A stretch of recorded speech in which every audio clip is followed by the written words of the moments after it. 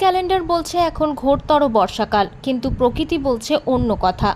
অন্যান্য বছর এই সময় মুষলধারে বৃষ্টি হয় কয়েক সপ্তাহ ধরে। মুষলধারে বৃষ্টি হচ্ছে, কিন্তু সেই বৃষ্টি শুধুমাত্র উত্তরবঙ্গের জন্যই। দক্ষিণবঙ্গে ছিটে ফোঁটা বৃষ্টি হচ্ছে, তাতেই খুশি থাকতে হচ্ছে দক্ষিণবঙ্গের মানুষদের।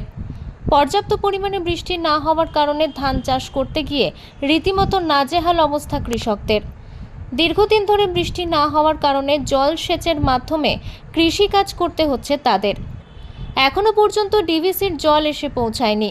পূর্ব বর্ধমানের রায়না ১ নম্বর ব্লকের বেন্দুয়া বুজরুকদিঘি সহ বিভিন্ন এলাকায়। সেক্ষেত্রে সাবমার্সিবলের মাধ্যমে জল সেচ করে ধান চাষ করা ছাড়া আর কোনো উপায় নেই। সাবমার্সিবলের মধ্যে জল সেচ করে কৃষিকাজ করা যথেষ্ট ব্যয় সাপেক্ষ। আবার সব জায়গায় যে সাবমার্সিবল রয়েছে এমনটাও নয়। তাই আপাতত যেসব জায়গায় সাবমার্সিবল রয়েছে সেখানে ধান গাছ বপনের কাজ হচ্ছে, আর যেখানে সাবমার্সিবল নেই সেখানে আপাতত ধান গাছ বপনের কাজ বন্ধ রয়েছে। বীজতলার ধান গাছ শুকিয়ে যেতে শুরু করেছে জলের অভাবে।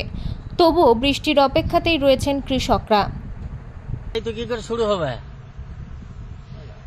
জল নাই মাঠে? না, আকাশে তো জল নাই, আকাশেও জল নাই, ক্যানেলেও জল নাই, আর মাঠেও জল নাই, ডিবিসিতে জল নাই, ডিবিসি জল নাই। আর সাবমার্সিবল দিয়ে কোনো কোনো জায়গায় রোয়া হচ্ছে, ওই দু এক জায়গা কোথাও কেমন যেমন যেখানে সাবমার্সিবল নাই সেখানে তো বন্ধ। হয়নি, একদম বন্ধ। কি রোয়ার টাইম কি এখনো আছে না পেরিয়ে গেছে বলে মনে করছে? মোটামুটি আছে, এখনো ঠিক এসে গেলে জল, ডিবিসি এসে গেলে অসুবিধা হবে না। লোকের কি বীজ এখনো আছে না শুকিয়ে যাচ্ছে বলে মনে করছেন? শুকিয়ে যাচ্ছে, শুকাচ্ছে না বীজ? হ্যাঁ। এটা কোন এলাকা?